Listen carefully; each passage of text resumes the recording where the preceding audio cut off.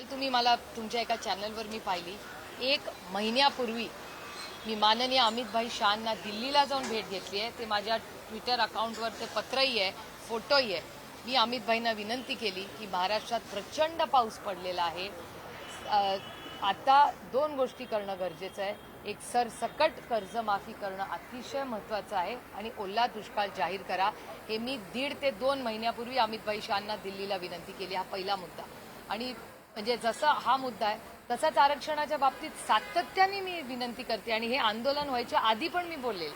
हे का मी ह्या टर्ममध्ये आरक्षणाबद्दल बोललेलं आहे, मी मागच्या टर्ममध्येही बोललेले की धनगर समाजाची जी मागणी आहे, मराठा समाजाची जी मागणी आहे, लिंगायत समाजाची जी मागणी आहे, आता बंजारा समाजाच्या जे काही प्रश्न आता तुमच्या चॅनलवर दिसत आहेत, मुस्लिम समाजाचे, सगळ्या समाजांचे जे काही कॉम्प्रिहेन्सिव्ह बिल आणा.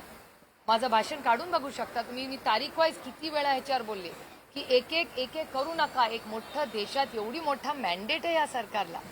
तिकडे 150 किती 240 250 खासदार आणि इथे 250 आमदार, एवढं मोठं मॅन्डेट तुमच्याकडे असताना आणि केंद्रामध्ये जर असा काहीतरी चांगलं आरक्षणाचं सोल्युशन काढलं.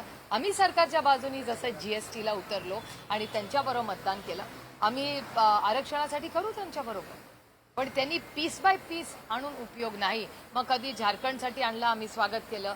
कधी गोव्यासाठी आणलं, आम्ही स्वागत केलं. कधी उत्तराखंडसाठी आणलं, आम्ही स्वागतच केलं ना. आम्ही कधी विरोध केला?